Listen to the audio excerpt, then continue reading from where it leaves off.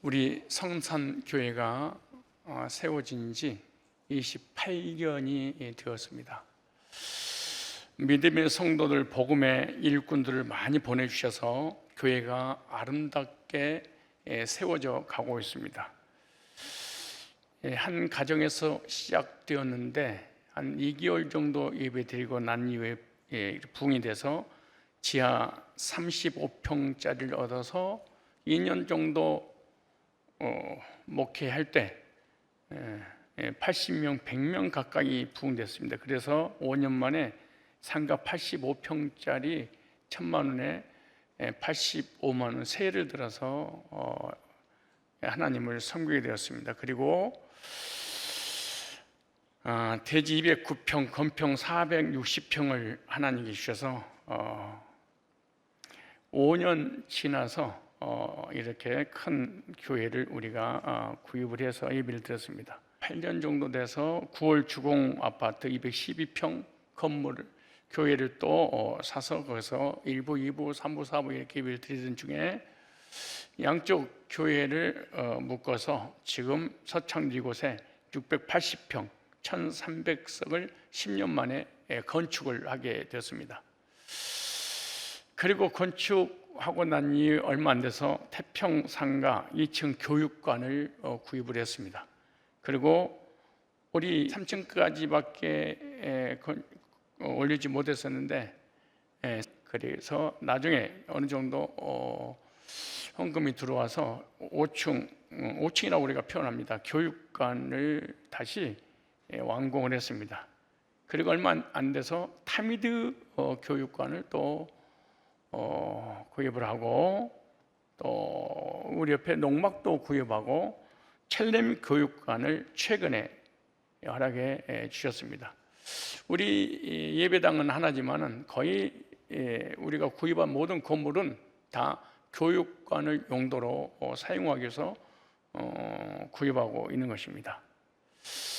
이렇게 해마다 몇 년에 한 번씩 교육관을 구입해야 되는 이유가 과연 뭘까? 왜 우리는 교육관을 구입했어야 했는가라는 제목으로 말씀에 큰 은혜를 받고 도전받고 적용을 하는 시간이 되었으면 좋겠습니다. 첫째, 교육관의 필요성이 생겼습니다. 어떤 필요성이냐? 성도의 수가 증가로 인하여 교육관이 당연히 필요했습니다. 예배당 80%가 차면 더 이상 교회가 부흥이 안 된다는 그런 말이 있습니다. 실제로 안 됩니다. 그런데 우리 교회는 교회의 부흥도 부흥이지만은 교육관이 100% 찼습니다. 우리 본당이라든가 태평교육관이라든가 지하 1층이라든가 이런 곳이 다 가득 찼습니다. 좀만 더 설명할까요? 영아부가 27명입니다. 유아부가 27명이에요. 유치부가 50명이에요. 유년부가 96명입니다. 소년부가 88명입니다. 중등부들이 136명입니다. 고등부는 103명입니다. 청년부는 215명으로 부흥됐습니다. 그래서 총 740명이 이렇게 우리 교육관에서 하나님을 섬기고 있습니다. 이 742명의 주일학교부터 청년까지 엄청난 사실은 이 코로나 때 부흥이 된 거죠. 전 세계적으로 이렇게 부흥된 교회가 있을까 할 정도로 하나님께서 부흥을 허락해 주셨습니다. 뿐만 아닙니다. 세계적으로 우리 교회에 쓰임받는 게 이단 상담입니다. 이단 상담을 통해서 많은 영혼들이 평일날 교회에 와서 개종 상담을 하고 그 상담하기 위해서는 많은 그 상담실이 필요합니다. 그런데 금요일날, 토요일날은 상담실이 부족합니다. 그래서 교육관이 필요했던 것입니다. 그뿐만 아닙니다. 목장 예배를 드려야 되는데 목장 예배 드릴 공간 때문에 아주 피 터지는 싸움을 대목장들이 지금 하고 있습니다. 목장 예배 드릴 공간이 없을 정도로 겹쳐서 좀 여러 가지 좀 힘든 부분이 있습니다. 그래서 교육관 확보가 절실하게 필요했습니다. 그래서 뿐만 아닙니다. 건물을 구입한 것은 자라나는 새싹들을 위해서 그들의 미래를 위해서 교육관으로 사용한다면 우리 아이들이 좋은 환경에서 우리 후손들이 신앙생활 잘하게 될 줄로 믿습니다. 뿐만 아니라 우리 교회가 한 단계 더 우뚝 성장하게 하는 계기가 될 것입니다. 주님께서 마태복음 28장 16절 20절에 보면 만민에게 땅끝에 모든 족속으로 가서 제자를 삼아라, 세계 선교 비전을 이루는 그런 교회가 우리 교회입니다. 후대를 준비해서 후손들을 통해 세계 복음화를 이루어 나가게 될 것입니다. 그러기 위해서는 교육관이 절실하게 필요하는 것입니다.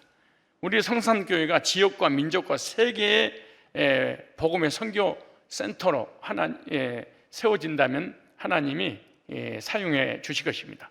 우리 후손들이 믿음 안에서 마음껏 자유롭게 하나님을 섬기고 누리면서 신앙생활 할 수 있는 그 공간은 바로 우리는 떠나도 우리 후대를 준비해 놓고 떠나야 됩니다. 우리는 나이를 먹어서 이제는 무슨 교육에 대한 비전이 없다 할지라도 우리 후손들만큼은 철저하게 영적인 말씀의 신앙 교육을 시켜서 이 후손들을 통해서 계속해서 복음이 이어지고 우리 후대를 통하여 세계 복음하는데 쓰임받도록 우리가 모든 역할을 잘 감당하고 물려줘야 됩니다. 지금 그러기 위해서는 우리는 어떻게 해야 될까요? 성전터를 넓혀야 합니다. 이사야서 54장 2절로 한번 우리 다 같이 한번 읽어보겠습니다. 이사야서 54장 2절에 보니까 내 장막터를 넓히며 내 처소의 휘장을 아끼지 말고 너희 표대 너의 줄을 길게 하며 너의 말뚝을 견고히 할지어다, 이렇게 말합니다.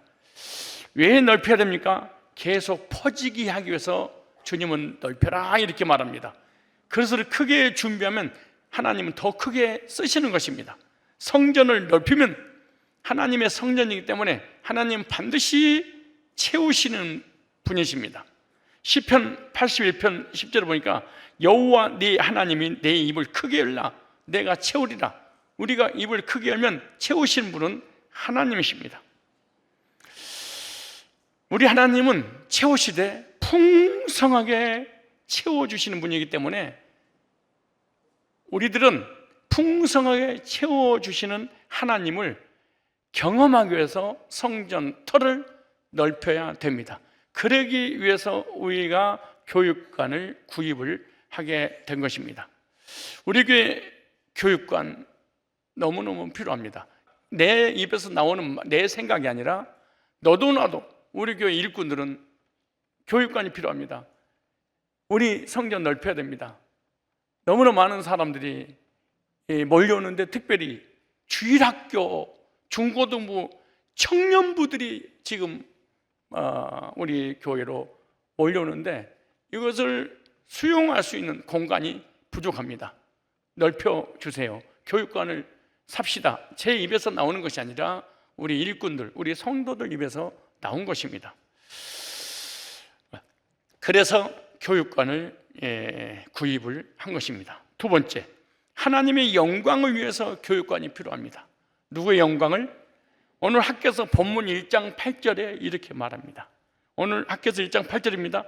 너희는 산에 올라가서 나무를 가져다가 전을 건축하라. 그리하면 내가 그로 인하여 너희들이 성전을 건축하면 성전터를 넓히면 그로 인하여서 하나님께서 기뻐하고 또 영광을 얻으리라. 나 여호와가 말하였느니라.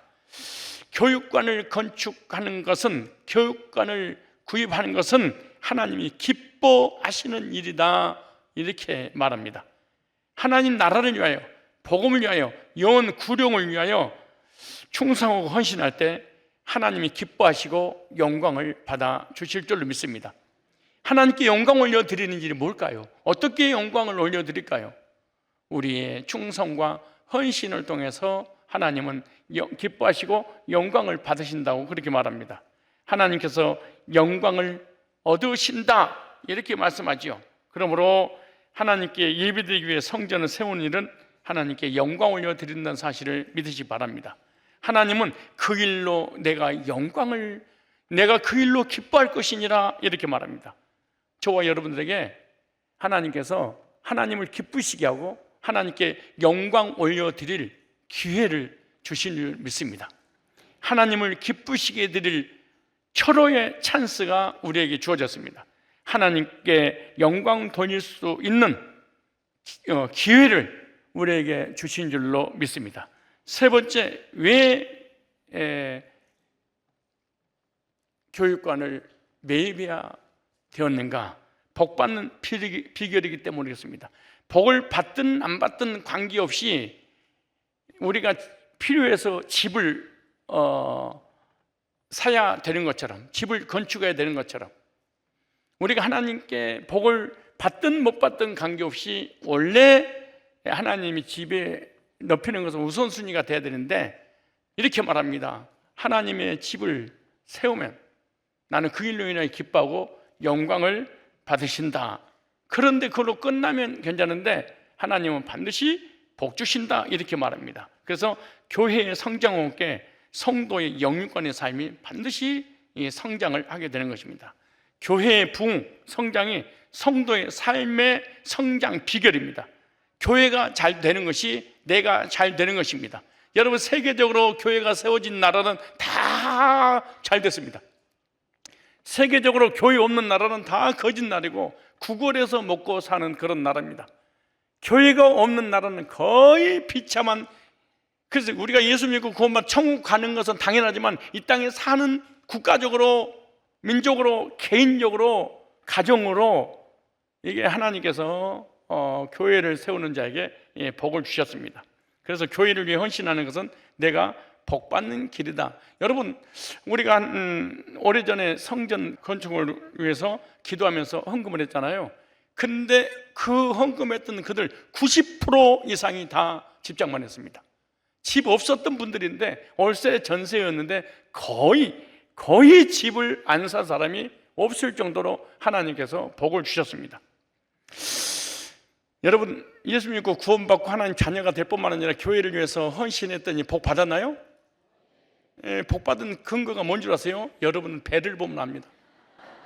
얼마나 풍성하게 하나님이 주셨는지 복인 줄 아는 것이 복입니다. 복을 받았음에도 불구하고 복 받은지를 모르는 것은 그는 불행한 사람인 것입니다. 복을 복으로 알고 복을 복으로 믿고 감사할 때 하나님은 더 많은 것을 주실 줄 믿습니다. 오늘 다시 본문 학개서 1장 1절부터 읽어보겠습니다. 성전이 황무했을 때 백성들의 삶이 어땠는가? 잘 보세요. 이 본문은 스룹바벨 성전을 얘기합니다. 즉 이스라엘 백성들이 바벨론에서 포로에서 해방받아서 본국으로 돌아오자마자 제일로 먼저 하는 일이 자기 집 짓는 일이었습니다. 그런데 하나님의 성전을 지을 생각도 안 합니다. 왜?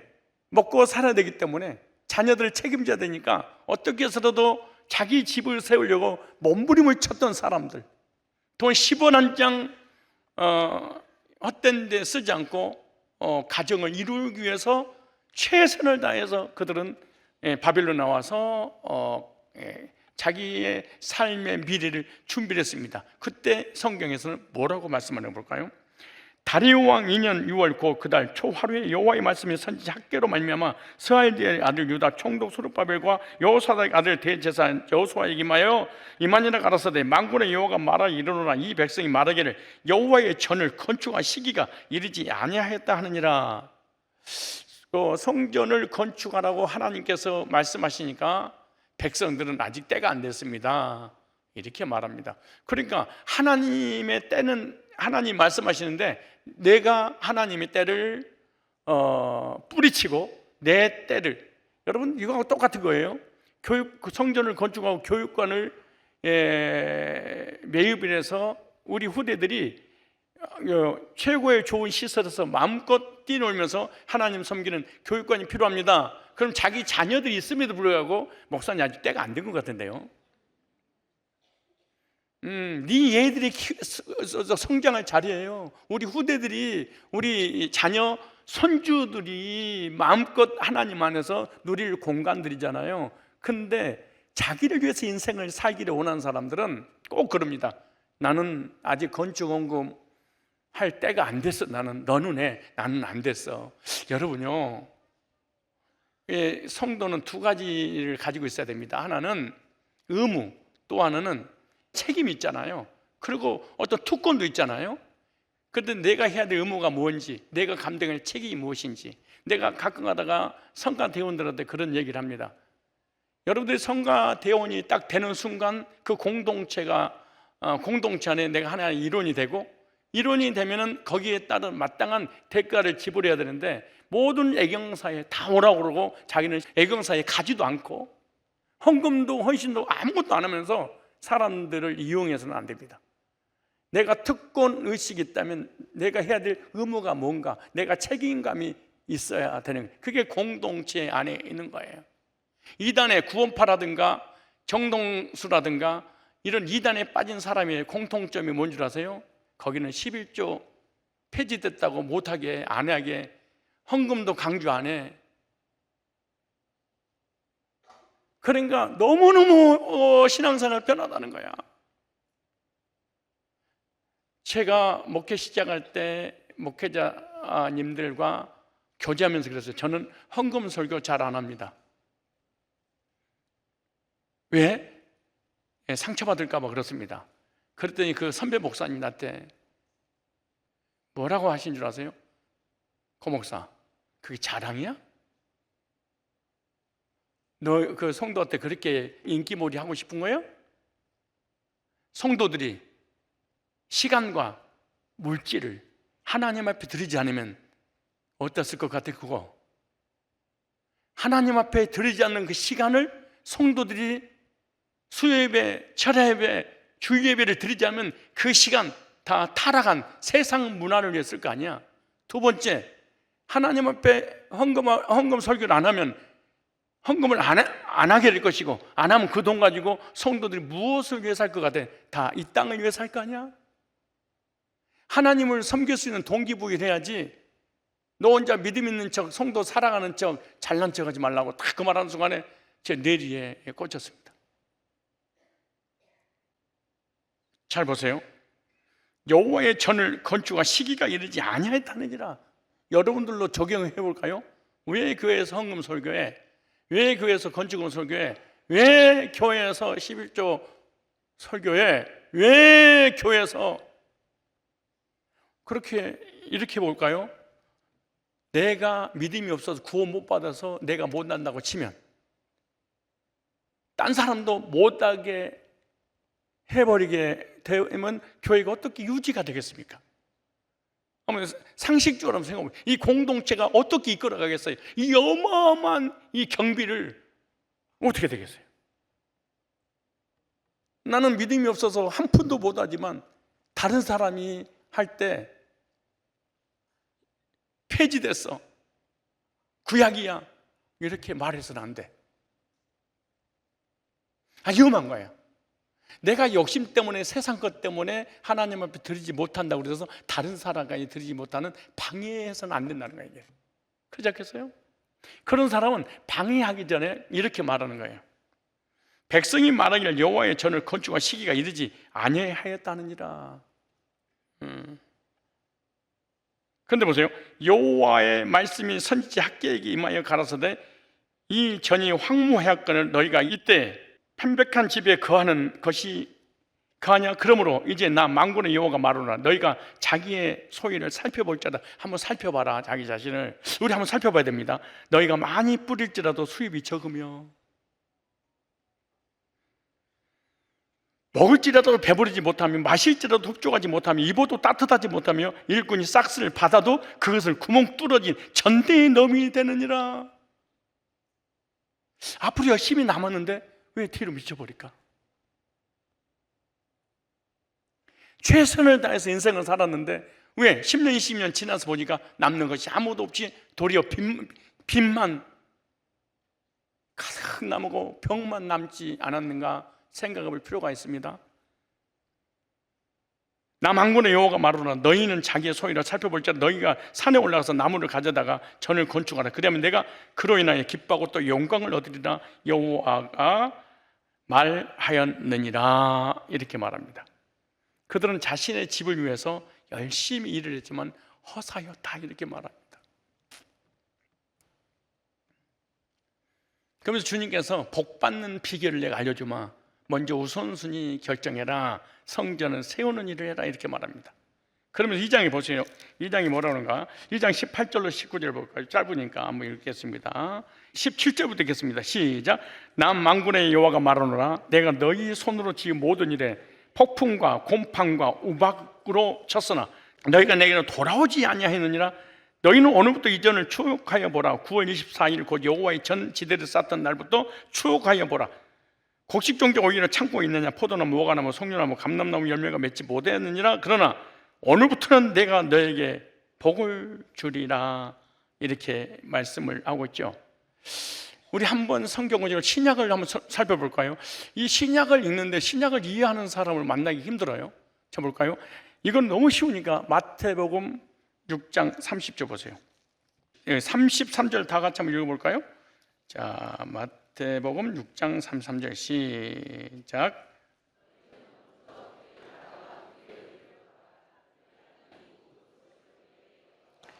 이 두 가지를 우리에게 구하라는 것. 첫째, 그 나라와 그 의, 예수 믿어서 의인 되는 것 구해라. 두 번째, 그의 나라, 교회를 위해서 구하라. 우리의 기도 제목을 정해줬어요. 구해라. 그런데 뭘 먼저 구해라? 복음을 위해서 구하고 복음을 전해지는 그 교회를 위해서 먼저 구하라. 그런데 우리는 복음을 위해서 교회를 위해서 구하는 것이 아니라 거의 세속적인 것을 위해서 구해요.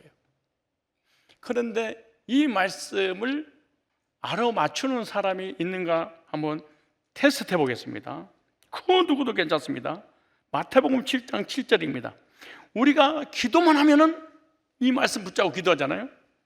자, 그런데 의미는 몰라. 왜냐하면 이기적인 땅의 것을 위해서 살기 때문에 그러는 거예요. 자, 7절 시작.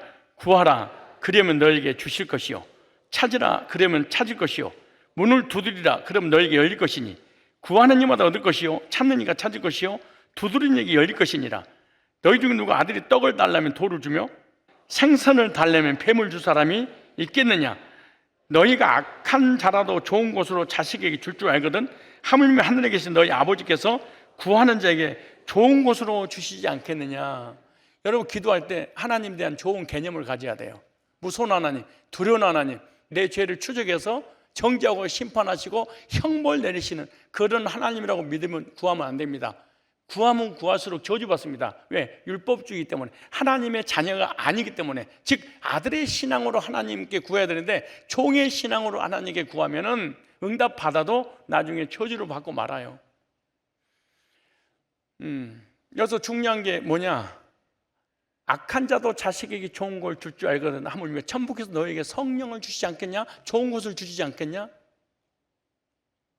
악한 자도 생선을 달라면은 뱀을 줄 자가 있겠냐? 떡을 달라는데 돌을 줄 그런 악인이 있겠냐? 악한 자도 자식에게 좋은 걸 줄 줄 아는데 하나님은 너에게 좋은 걸 주지 않겠냐? 그런데 중요한 거, 왜 하나님은 우리가 사실 여러분요 11조 하지 않아도 교회 안 다녀도 예수 안 믿어도 지옥 가도 삶의 복을 줘요. 왜? 이거는 일반 은총이기 때문에. 무슨 은총? 일반 은총이기 때문에 누구든지 비와 공기와 산소와 뭐 사체를 신자가 돼서 불신자가 똑같이 노력의 대가만큼. 여러분 물읍시다. 신자가 더 부자가 많을까요? 불신자가 더 많을까요? 믿음이 더 좋은 사람이 부자가 많을까요? 믿음이 없는 놈이 더 부자일까요? 예배 잘 드리는 사람이 더 부자일까요? 안 드리는 놈이 더 부자일까요? 거의 안 드리는 놈이 더 부자예요. 진짜로 그래요. 이걸 착각해서는 안 돼. 그런데 왜 하나님은 우리에게 꼭 구하라고 한 이유가 과연 뭘까? 왜 구하라? 아니 안 구해도 되는데.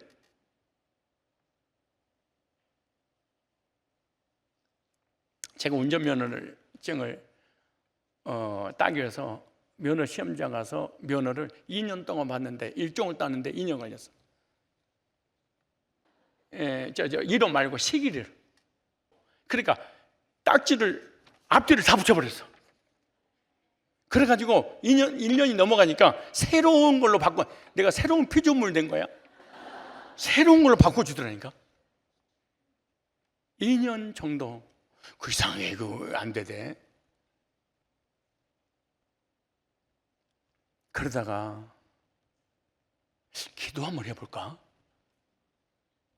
처음으로 이제 면허증 따게 해달라고. 여러분, 면허증 기도 안 해도 땄잖아. 누가 면허증을 기도하고 따? 변호사도 기도 안 하고 변호사가 됐는데. 아니, 교수도, 기도 안 해도 되는데, 왜 너 변호사 되고 싶어? 근데 기도해. 근데 기도 안 해도 변호사 돼. 기도 안 해도 교수 돼. 그런데 믿음 자체가 달라. 기도하고 난 다음에 똑같은 교수가 되는데, 변호사가 되는데, 기도 딱 하고 응답으로 교수와 변호사와 어떤 응답을 받게 되잖아요. 그럼 나도 모르면서, 하나님, 나는 면허증을 따기 위해서 운전하고 시험 봤는데 붙었을까요? 못 붙었을까요? 붙었을까? 못 붙었을까? 예, 붙었어. 붙었으니까 말하지. 딱 입구에 오는데 파란 불이 돌더라고. 하나님, 나 붙었어요. 감사 기도가 나오는데, 그래서 그때 느낀 게 있어요. 그래서 하나님 나한테 기도하라고 그러는구나. 하나님을 떠나지 못하게 하려고. 네가 받은 물질, 건강, 지식 다 내가 준 거야. 하나님이 백성들에게 기도시킨 것은 하나님 백성들은 기도 안 해도 받아. 근데 절대로 불신자는 감사 없어. 왜? 내가 똑똑해서, 내가 건강해서, 내가 지혜로워서.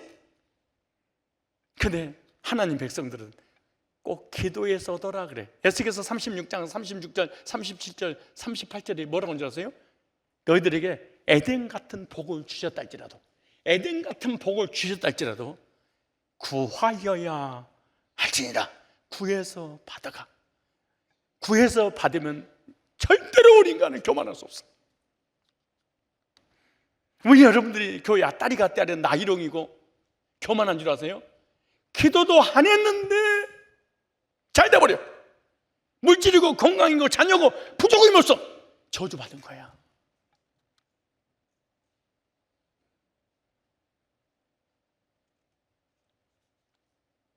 우리 아이들한테 용돈 줄 때 있잖아요, 사정사정해서 간신히 용돈 타내는 부모님의 은혜를 잊지 않아? 고맙습니다, 감사합니다, 아빠 I love you. 근데 용돈 달란 말도 안 했는데 용돈 필요하지 않냐? 그 뭐라 하세요? 줄라면 주든가. 아이씨. 야, 감사하다고 해봐. 아이, 됐어. 아이, 안 받아. 아이씨. 왜? 하나님은 구해서 받으라고 한 이유가 뭘까? 나 버림받지 않게 하려고. 나를 너무너무 사랑하니까.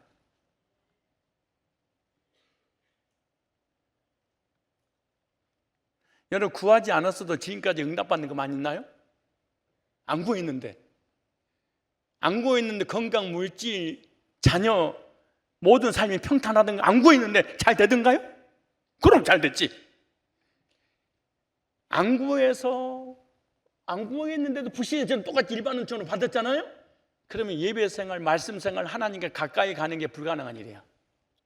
그런데 구해서 받으면 예배 생활, 은혜 생활, 감사 생활, 하나님 더 가까이 가. 왜?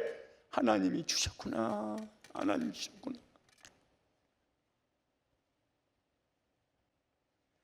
그런데 이 본문의 핵심 주제가 구하는 게 아니에요. 그 다음 절이에요. 자, 12절 시작. 그러므로 무엇인지 남에게 대접을 받고자 하는 대로 너희도 남을 대접하라. 이것이 율법이요 선지자니라. 묻겠습니다. 여기서 남이 누굴까요? 이웃. 저는 국어를 배울 때 가장 중요한 게 주제 파악을 배웠어요. 그 문맥의 흐름 속에서 주어가 중심 주제가 뭐냐 이게. 그럼 주제의 다음은 전부 다 부수적인 것들이거든. 주제를 설명하기 위해서 부연 설명하는 것들이잖아요. 주님께서 주님과 나와의 관계를 얘기해서 생뚱맞도록 남에게 대접하라 이랬을까요? 이 본문을 전부 다 이웃사랑으로 풀어버린 거야. 구제로 풀어버린 거야. 이걸 선행으로 푸는 거야. 그러니까 하나님한테는 아무것도 대접 안 하면서 사람에게 선행을 베풀어버려. 인본주의로 빠져버리는 거야. 그런데 여기 남은 하나님입니다. 너 구하고 찾고 두들기면 누가 준다고? 내가 주지. 그럼 너 나의 주권을 먼저 인정해야 되지 않겠니?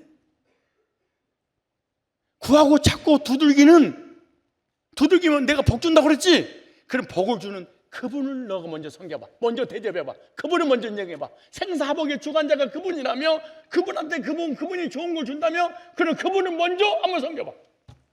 근데 그분이 준다고 해놓고 그분은 다 무시해버리고, 가난하고 병들고 힘들고 소외된 사람, 노숙자들 도와야 돼.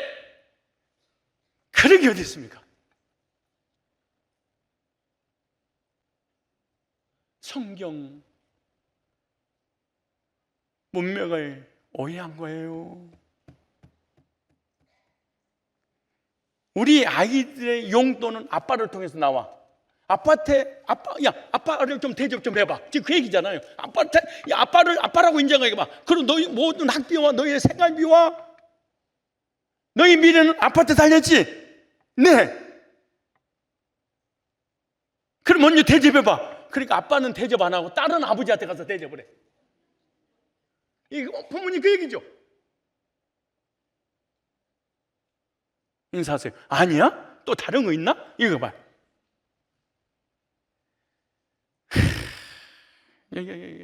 통탄화로 치면 되게.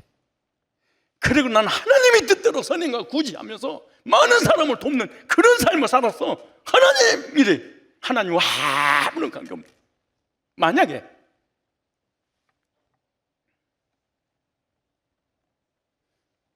이 남이신 하나님께부터 복이 임한다면 그분에게 우리가 얼마나 그분을 잘 섬기고 경외하고 그분의 주권을 믿을까? 그런데 이걸 수직관계 아니고 수평적 관계로 이걸 해석하면 하나님은 뒤로 해버리고 예배고 뭐고 기도고 하나님 관계는 완전히 뒤쳐놓고 사람 중심의 인생을 사는 불신자가 되고 마는 거예요. 너무너무 안타까운 일이에요. 이게. 다시 볼까요? 12절 시작. 그러므로 무엇이든지 남에게 대접을 받고자 하는데 너 구하고 찾고 두드린 거 하나님한테 대접받고 싶어? 먼저 나한테 대접해봐. 이것이 율법이요, 율법은 하나님 말씀이요 선지자의 말, 즉 성경 66권의 강령 핵심입니다. 하나님을 경외하라. 하나님을 먼저 대접해봐. 그럼 네 인생에 구하고 찾고 두드리는 거 내가 대접해 주지. 하나님이란 대주제는 빼버리고 우리 인간들끼리 구지하고 선행하고 돕고 살아. 그래서 이것이 마태복음 7장 7절로 12절 하나님 말씀하셨습니다. 이런 거짓말을 하며 살아가는 거예요. 여러분 하나님께 대접 받고 싶으세요? 대접 가져오세요.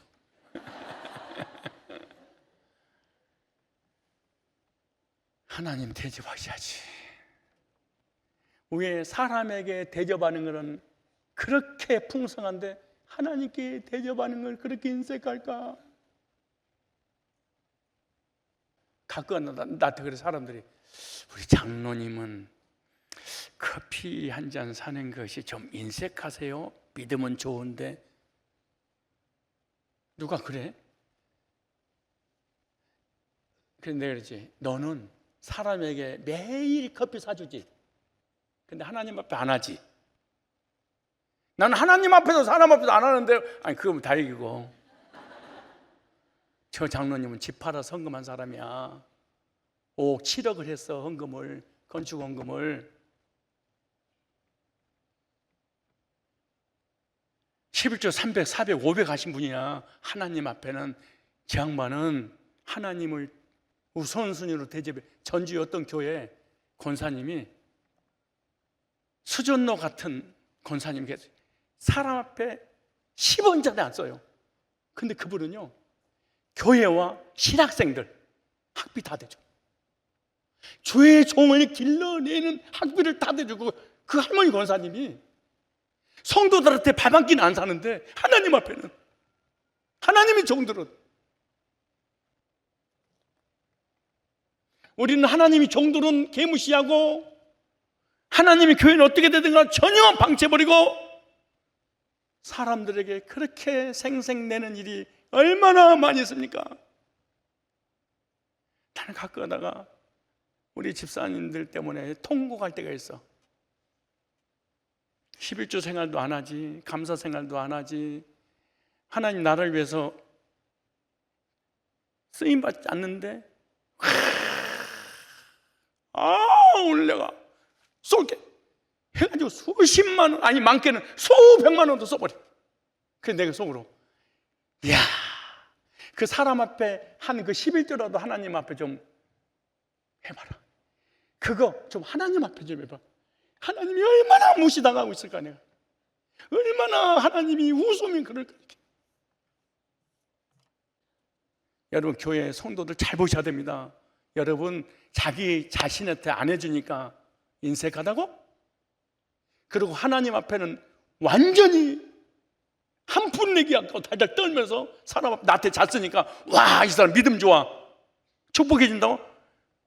저는 그렇지 않습니다. 저는 하나님과의 관계가 잘못됐는데 나에게 용돈 준다, 저는 받지 않습니다. 하나님께 10일 하나님의 주권을 인정 안 하는데 그 돈을 나를 위해서 용돈 쓰라고 준다, 저는 받지 않습니다. 그게 수천만 원이라도 안 받습니다. 우리한테 묻는 거예요. 대접받고 싶니? 구하고 찾고 두들기는 것마다 받고 싶어? 그럼 그 주시는 그 주체이신 하나님 먼저 섬겨봐. 하나님을 잘 섬기는 이거 하나 하게 만들려고 내가 목회한 거야.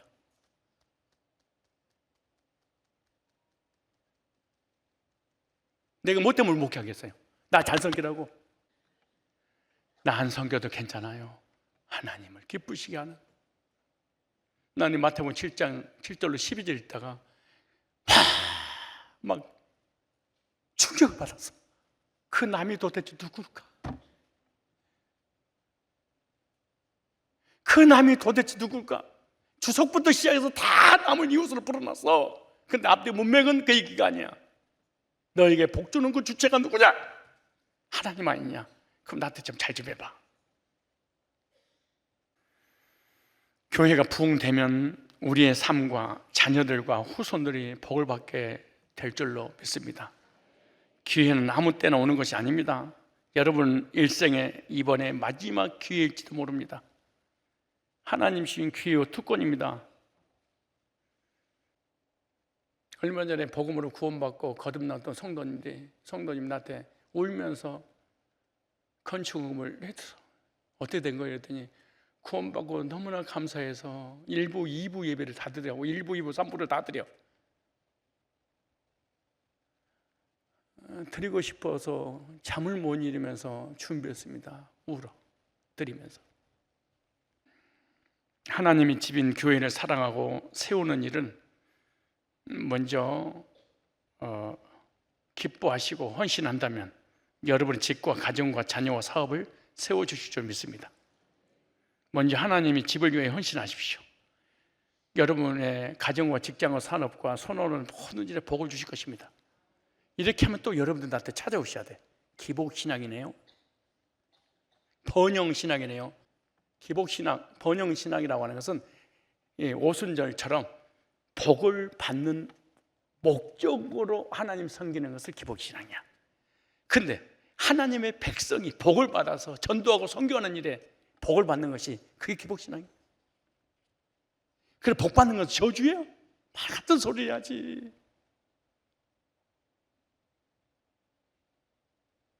여러분, 건강의 복을 받기를 바랍니다. 정신 멀쩡한 복도 받기를 바랍니다. 영적인 지혜와 지식의 은사도 받기를 바랍니다. 물질의 복도 받기를 바랍니다. 기복신앙인데요, 어떤 형제가 오늘 나랑 식사하면서 그래요. 목사님, 자기 자녀들에게 교회를 물려주는 것은 세습인가요? 정중하게 나한테 물어. 세습이잖아요! 이런 게 아니고 세습인가요? 그래서 말 잘했네. 성산교회 성도는 최소한의 딴 데 가서 무식한 소리 듣지 말아야 돼. 두 단어가 있는데 하나는 세습이고 하나는 계승이야. 세습과 계승의 차이가 뭐예요? 세습은 물질과 명예와 권세를 물려주는 것이고, 계승은 사명과 사역을 물려주는 거야. 교회는 세습이라는 게 없는 거야. 세습이 어디 있어, 교회가?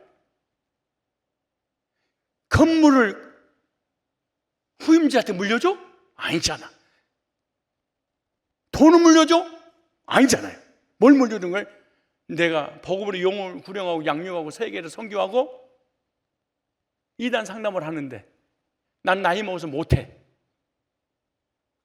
내 자녀가, 내 후손이, 내 제자가 그대로 나를 붕어빵처럼 닮았어. 그런데 그것을 그대로 후대에게 물려줬어. 이걸 계승이라고 한다. 세습은 실력도 능력도 아무것도 없고 내 은사하고 전혀 무관한 자녀에게 물려주면 이걸 세습이라고 한다. 여기 계신 분들이라도 제대로 알고 있어야 됩니다. 세습과 계승의 차이가 뭔가.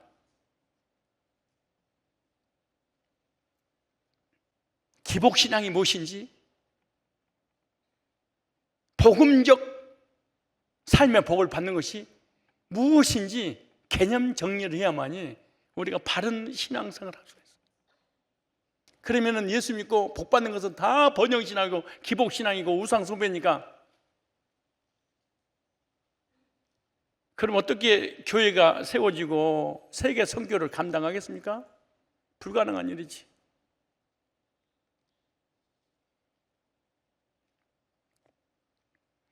마지막입니다. 네 번째, 성전 건축의 복에 대해 성경이 많이 있지만 몇 구절만 하겠습니다. 사무엘하 7장 한번 찾아볼까요? 솔로몬 성전을 지을 때 다윗에 대해서 하는 말씀이죠. 사무엘하, 구약은 모형입니다. 신약은 실체입니다. 구약 성경이 기록된 것은 구약 사람들을 위해서 기록한 게 아니에요. 신약 성도의 경계로, 거울로, 그림자로, 모형으로 주셨다. 신약의 실체입니다. 왜 세대주의 종말론자가 된 줄 아세요? 구약 성경은 이스라엘 백성들에게 적용하기 때문에 세대주의 이단이 되고 마는 거예요. 구약은 유대인들한테 이스라엘 백성들 쓰는 얘기가 아니에요. 그들은 다 떠났어요. 신약 성도들을 향한 초대교회로부터 이어지는 교회를 얘기하고 있는 거예요. 자, 7장 11절입니다. 시작. 전에 내가 사사를 명하여 내 백성 이스라엘 다스리던 때와 같지 않게 하고 너를 모든 대적에서 벗어나 평안하게 하리라. 여호와가 또 내게 이르노니 여호와가 너를 위하여 집을 이루고 내 수완이 차서 내 조상들과 함께 잘 때 내가 네 몸에서 날 자식을 내 뒤에 세워 그날을 경고케 하리라. 저는 내 이름을 위하여 집을 건축할 것이요 나는 그 나라 위를 영원히 경고케 하리라. 나는 그 아비가 되고 그는 내 아들이 되리니 저가 만일 죄를 범하면 내가 사람 막대기와 인생 채찍으로 징계하려니와 내가 네 앞에서 패한 사울에게서 내 은총을 빼앗은 것 같이 그에게서는 빼앗지 아니하리라. 내 집과 네 나라가 내 앞에서 영원히 보존되고 내 이가 영원히 경고하리라 하셨다 하라. 나단이 이 모든 말씀과 이 모든 묵시대로 다윗에게 고하니라. 무슨 말이에요? 이 본문은 앞뒤 문맥의 내용 중 하나가 다윗이 나는 백향목궁에 거하거늘 주님의 그 벗개는 아직도 성전이 없어서 휘장 안에 있구나 이렇게 말씀하면서 마음의 양심의 가책을 받았습니다. 내가 성전을 지어야 되겠다. 그러니까 하나님께서 너는 피를 많이 흘렸으니까 성전을 짓지 못하고 네 후손 솔로몬을 통해서 성전을 건축하게 될 것이야. 그러나 네가 성전을 건축할 마음이라도 먹었으니 아무도 그런 마음이 없는데 그 마음 하나만 보고 내가 네 후손의 첫째 후손에게 복을 줄 거야. 솔로몬입니다. 솔로몬이 우상 숭배하고 타락했었죠. 그때 하나님이 저주하려고 하다가 뭐라는 줄 아세요? 네 아비에게 약속한 것을 기억하고 솔로몬 네 후대 때 나라를 북이스라엘과 남유다로 나누리라 이렇게 말해요. 후손을 하나님 책임져 주신 거예요. 우리가 목회하면서 우리가 신앙생활하면서 우리 후대를 위해서 무엇인가 남겨주고 해야 되잖아요. 나한테 어떤 장로님이 그래요. 목사님 이렇게 교회가 성장하고 안정이 됐으면 헌금 들어온 가지고 편안하게 선교하고 그러지 뭐를 힘들게 교육관을 삽니까? 그러면서 그런 얘기해요. 목사님 참 멋지십니다. 자기를 위해서 준비한 게 아니고 목사님은 떠나가도 후손들을 위해서 미래를 준비하기 위해서 저 교육관을 사는 거 존경합니다. 나중에 그러시더라고. 어떤 목사님들도 그런 거예요. 나이 먹어서 뭘 사고를 쳐? 가만히 있어도 성도들한테 대접받고 편안할 텐데 왜 그 비싸게 교육관을 50억 60억 주고 사가지고 그렇게 이겨내려고 힘이 들게 그렇게 해. 나는 하나님 안에서 말씀드리는 거 너무 많이 복을 받아가지고 물질로 조금도 어림당하지 않습니다. 나를 위해서 무엇인가 일을 했다면 사고치지 않았을 거예요. 내가 앞으로 목회 얼마나 하겠습니까? 길껏 해봐야 내가 모세 나이밖에 더 살아요?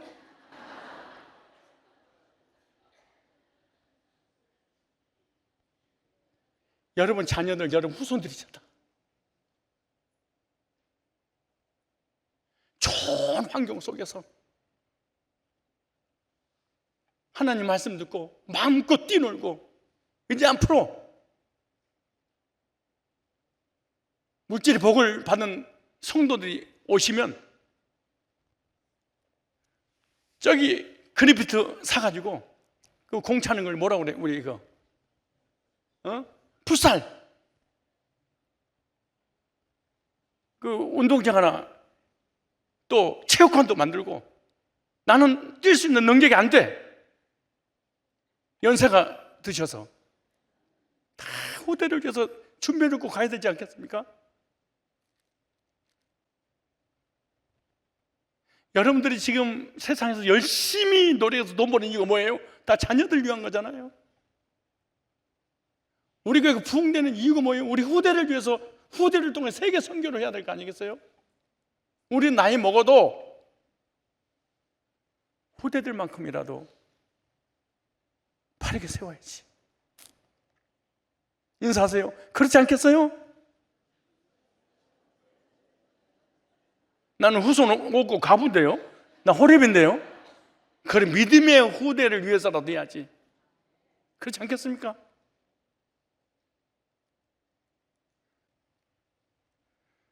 무슨 복을 주세요? 집안을 세우려면 자녀가 잘 돼야 되는데 솔로몬의 복, 자녀의 복을 다윗에게 허락해 주셨습니다. 두 번째, 사무엘하 7장 9절 볼까요? 뭐라고 말씀하신가? 네가 어디로 가든지 내가 너와 함께 있어. 네 모든 대적을 네 앞에서 멸하였은즉 세상에서 존귀한 자 이름같이 네 이름을 존귀케 만들어. 세상에서 사람들을 통하여 너를 존귀한 존재로 내가 만들어 줄 거야. 내가 너 높여 줄 거야. 사람들이 너를 볼 때마다 보배롭고 존귀한 자로 여겨 줄 거야. 나는 고향이 전라남도 장군 안양면 비동이잖아요. 근데 복음 듣고 구원받아서 이렇게 주의 종으로 하나님을 섬길 때, 이야, 신자가 됐든 불신자가 됐든 많은 사람 나를 보배롭고 존귀하게 나를 여기더라고.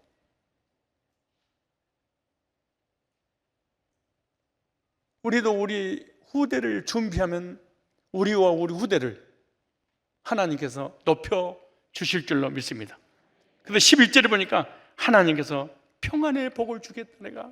내가 복음 안에서 구원받고 하나님을 잘 섬기면 세상에 줄 수 없는 평안 내가 줄게. 보세요.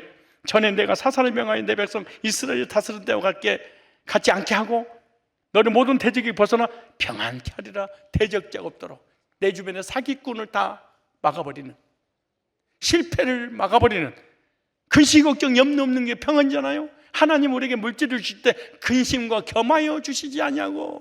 여러분 돈 있든 없든 간에 지금 근심한다, 그럼 하나님이 기뻐하시는 게 아니야.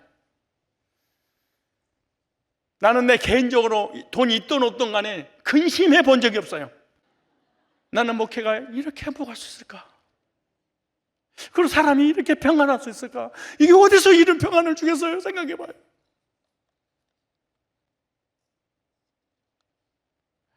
구원받지 않는 불신자가 행복한 사람 한 명이라도 있어 봐요. 평안 있는 사람 한 명도 없어요. 여러분들도 거듭나서 죄산 받고 그러게 돼서 하나님 안에 있지 않는다면 절대로 근심이 겸하여 가진 재물이지, 근심이 없는 재물 드문 일이야.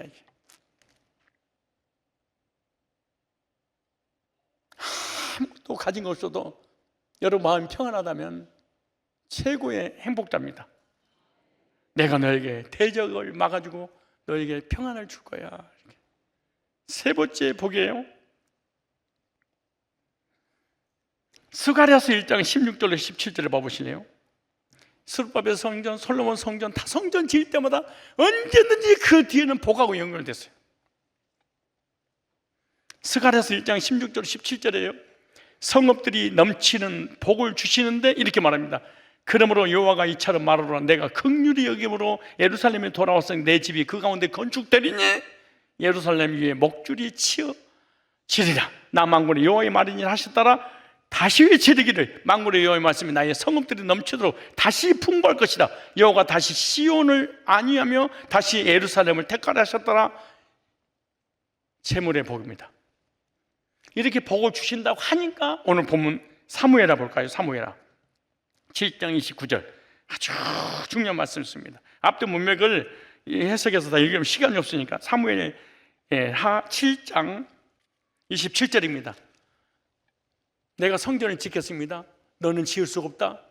네 자손 솔로몬을 통해서 성전을 짓게 될 것이다. 그러나 네가 지으려고 마음 먹었으니 그 마음만 받고 내가 너 모든 복을 줄 거야. 그렇게 하시니까 27절에 만군의 여호와 이스라엘 하나님이여 주의 종에게 알게 하여 이르시기를 내가 너를 위하여 집을 세우리라 하신 거로 주의 종이 이 기도로 구할 마음이 생겼나이다. 이제 구할 마음이 생겼습니다. 왜? 하나님 주신다고 하니까 주신 약속 붙잡고 구할 마음이 생겼습니다.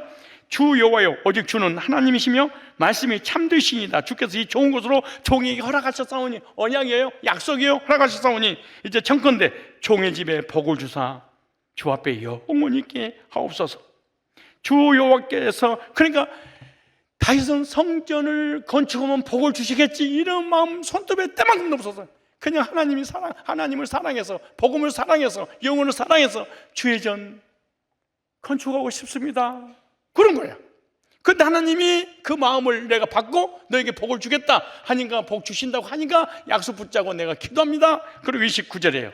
그러니까 29절은요 어떤 가정집에 가거나 식당에 가면 꼭 이 말씀이 있더라고. 뭐 내 신약은 미약하였으나 내 나중은 심히 창달이나 종의 집에 복을 주사 영원히 깨옵소서. 영원히 안 줘요. 하나님이 앞뒤 문맥을 보세요. 주시겠는가? 이 사람은 항상 하나님의 종, 하나님의 사람, 하나님의 집인 교회에 관심을 가졌어. 하나님이 기뻐하시는 것만 거예요. 그러니까 사람들이 앞뒤 문맥을 너무 무시해버려요. 예를 들어서 그리스도 안에 있는 자는 능치 못할 일이 없느니라. 능치 못할 일이 10개 중에 10개야. 능치 못할 일.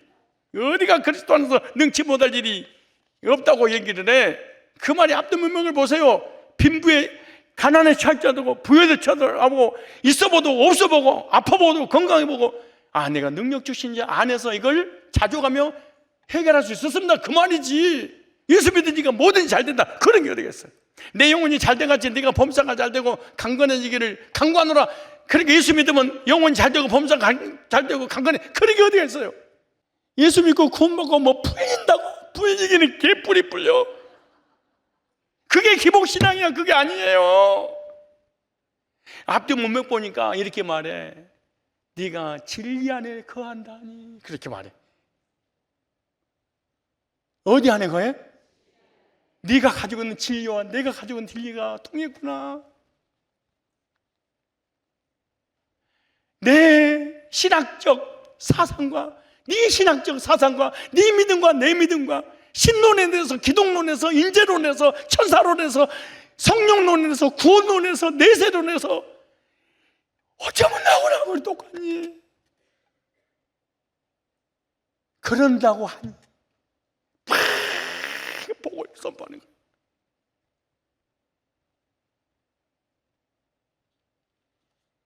앞뒤 문맥 다 잘라버리고 이단처럼 어떤 한 절 한 단어를 가지고 그렇게 만드는 거예요.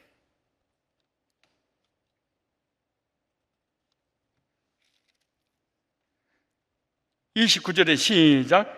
이제 청컨대 종의 집에 복을 주사 주 앞에 영원히 있게 하옵소서. 주 여호와께서 말씀하셨던 주의 은혜로 종의 집에 영원히 복을 받게 하옵소서. 무슨 마음 먹었어요? 성전 건축할 마음 먹었더니 하나님이 너무너무 기뻐서 너와 네 후손에게 복을 주고 네 후손으로다가 예수님까지 보내줄 거야. 그래서 다윗 후손을 통해 예수님 오셨잖아요. 영적인 복과 삶의 복을 동시에 받았죠. 우리에게 하나님 집을 세우러 가십니다. 하나님 집을 세우면 하나님께서 우리의 집을 세워주십니다. 하나님 우리에게 복 주시기 전에 하나님이 집을 먼저 채워라 그렇게 말합니다. 그럼 내가 네 집 채울게. 요즘 경제적으로 우리 집사님들하고 교제 나누는 상당히 어렵다고 합니다. 상당히 어려울 때 씨를 뿌리세요.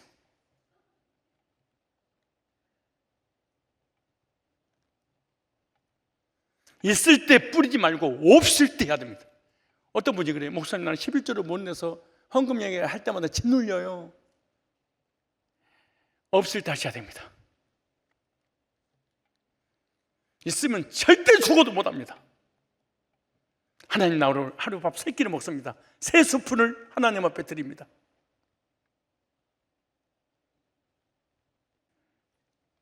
전 성도가 힘을 합쳐서 우리의 후대를 위해서, 우리의 자손들을 위해서, 우리의 미래를 위해서, 복음을 위해서 저는 우리 교회에서 5번째 안에 될 정도로 건축금 회수하십니다.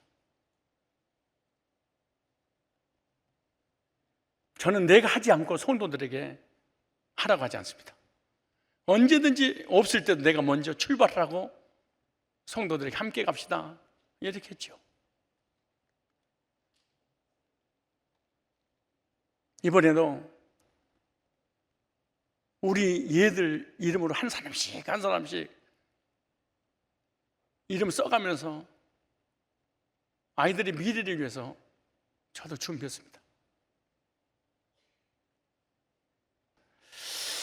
기도하겠습니다. 하나님의 계획과 경륜 가운데 성산교회를 세우시고 귀한 일꾼을 불러 모아주시고 날마다 부흥시켜서 세계 선교를 감당할 수 있는 교회로 세워주셨사오니 감사합니다.